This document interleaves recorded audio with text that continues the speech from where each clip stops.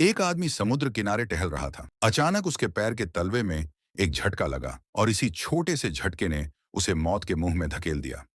क्योंकि वह जिस जगह खड़ा था, वहां की रेत अचानक नीचे खिसकने लगी। अब स्थिति साफ थी।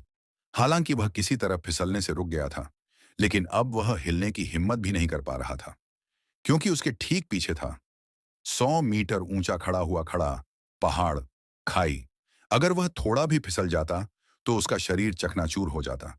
लेकिन तभी अचानक एक और हादसा हो गया। आ! वह देखते ही देखते फिर से खिसकने लगा। घबराकर उसने दोनों हाथों से रेत को खोदकर पकड़ लिया और अपने दोनों पैरों को चौड़ा फैलाकर रोका। तभी जाकर वह किसी तरह रुक पाया। लेकिन अब अगर उसने कोई उपाय नहीं निकाला तो कुछ ही देर में उसकी मौत तय थी। सौभाग्य से ज्यादा समय नहीं बीता। उसके दिमाग में एक विचार आया। उसने अपनी पीठ पर लटके बैग से मोबाइल निकालने की कोशिश की, मगर जैसे ही उसने एक हाथ छोड़ा, वह फिर से नीचे की ओर खिसकने लगा। अब यह साफ था, अगर वह जरा भी हिला तो सीधा मौत की गोद में चला जाएगा। ऐसे नाजुक वक्त पर उसने गिनती शुरू कर दी, क्योंकि उसे एहसास हुआ कि हर बार जब वह 8 तक गिनता है तो समुद्री लहरें एक लय में किनारे से टकराती हैं। इसका मतलब था, अगर वह 8 गिनकर उसी लय में कूद जाए तो लहरें उसे थाम लेंगी और उसकी जान बच जाएगी। धन्यवाद, धन्यवाद, घर चलो।